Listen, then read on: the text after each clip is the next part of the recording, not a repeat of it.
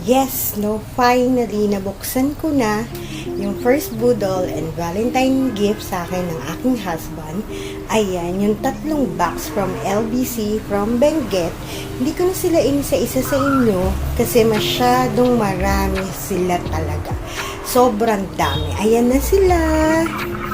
Ayan, they are all good. They are all healthy. Ayan, walang masyadong mushy leaves. So, magaling talagang mag-air dry ang aking mga most trusted na seller from Benguet. So, hello Miss Ami. Maraming salamat sa mga pinadala mo. And to Pre-Jane Succulents and to Ma'am Bea Alinso. Yan. So, trusted ko silang mga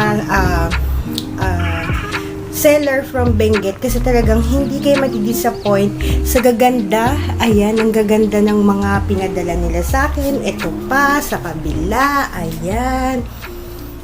Ayan. No? They're all just common and uncommon succulents. Ayan. Kasi may gagawin nga po akong project na sinasabi ko sa inyo. Ayan. So, ayan sila, ang gaganda nila. Ayan. Tapos, sabi ko nga sa inyo, may gift si Javi sa akin ng Valentine's Day. We don't celebrate actually Valentine's Day. Parang sabi sa kanya, bigyan mo na lang ako ng plans. So, sabi niya, sige, order ka. Bahala ka na kung ano yung orderin mo.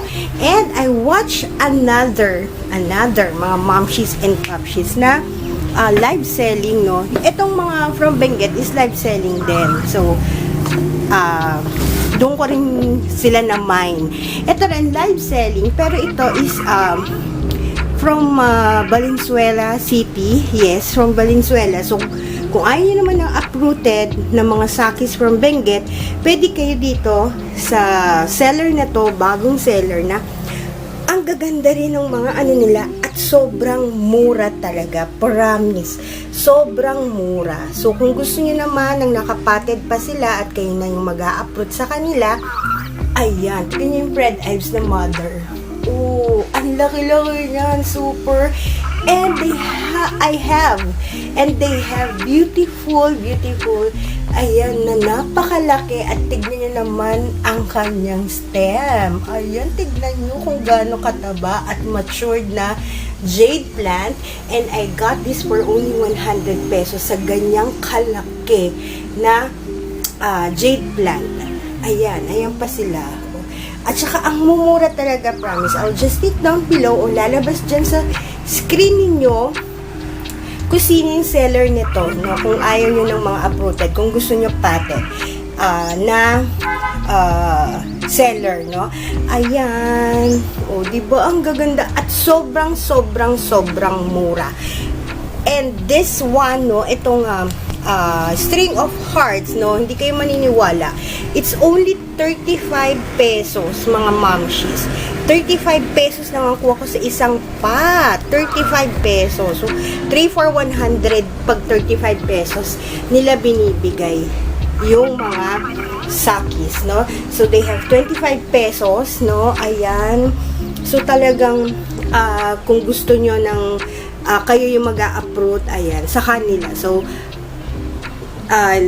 lalabas dyan sa screen and I will just link down below yung lahat ng mga seller na pinagkukuhanan ko. Ayan. So, ang gaganda nila. Ayan. So, sa susunod na mga vlogs ko, sa susunod na mga i-feature ko is magre-replant naman tayo or magre-repat naman tayo nitong mga sakis natin at kung ano yung gamit at makabago kong gamit na soil, no? Na pwede pala na uuntian lang natin yung inorganic matters or yung inorganic materials natin such as pumice, ganyan, lava rock, ganyan, perlite, vermiculates, ayan. So, akadama, mga ganyan. So, pwede palang hindi puro ganun yung ingredients ng ating pinaka-soil mix sa ating mga succulents.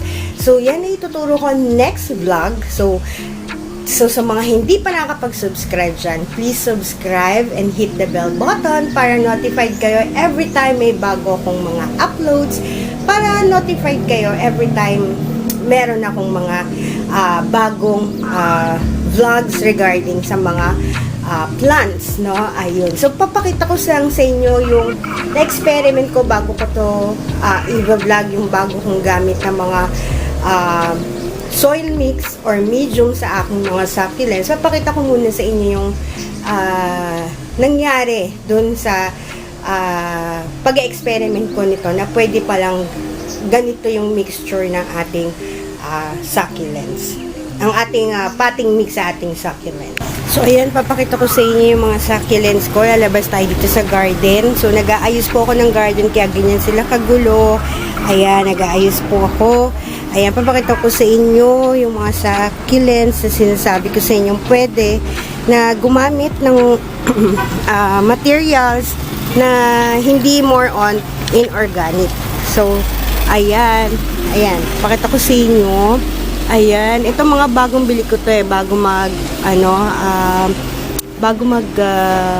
matapos yung taon ng 2021. So, ayan, no, ayan. So, napansin ko, nung ginamit ko yung ganitong mixture, o yung ituturo ko sa inyong bagong soil mix or potting mix sa aking mga succulents. So, trinay ko muna kung ano yung magiging epekto sa kanila pag mas kukontian natin yung inorganic materials o matters na gagamitin natin. So, para sa akin, it's almost 1.5 month. Oo, mga ganun na siya. So, nag-strive siya, no? Mas lessen yung mga casualties. Ayan. Meron man, pero they are striving talaga. Ayan. Lalo na, ito. Ayan, oh. Diba? Ang gaganda nila. So, pwede pala talagang, ganito yung potting mix na gamitin natin. Ayan, no?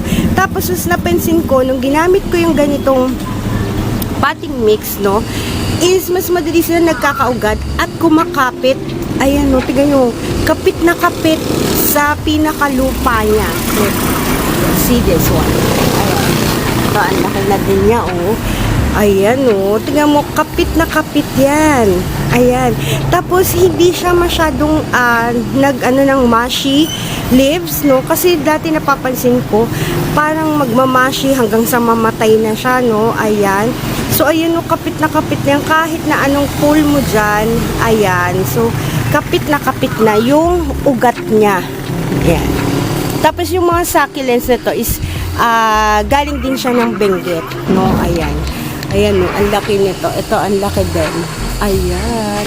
So, talaga nag-strive sila. So, sabi ko, pwede pala yung ganong mixture. So, yan yung ituturo ko sa inyo sa susunod na vlog ko. Ayan. So, pinakita ko lang sa inyo na mag-strive sila kahit na wala masyadong inorganic materials na ating gagamitin. So, yun lang. And, please po, please subscribe, like, and share po itong aking vlog for today at yung aking first budol succulent haul for the year 2022. So that's all for today, mga momshies and popshies, and happy planting!